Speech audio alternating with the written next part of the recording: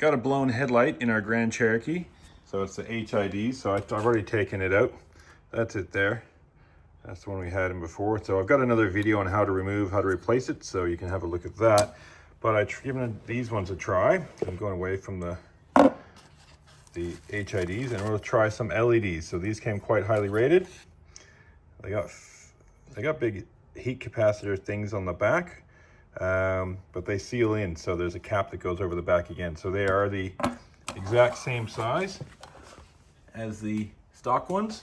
Supposed to be brighter, it's supposed to last longer. So I'll just get to installing these, and we'll do a little comparison in the, well, maybe in the daylight, but I'll definitely do one tonight in the dark and see how much brighter these are, because the stock ones are pretty good. Their stock ones are quite good, but yeah, we're just gonna go LED now.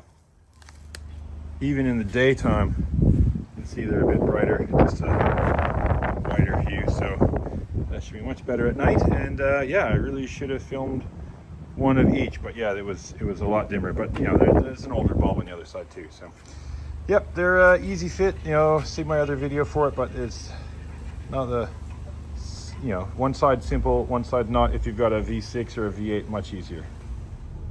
Well, I just topped in. Obviously, it's nighttime.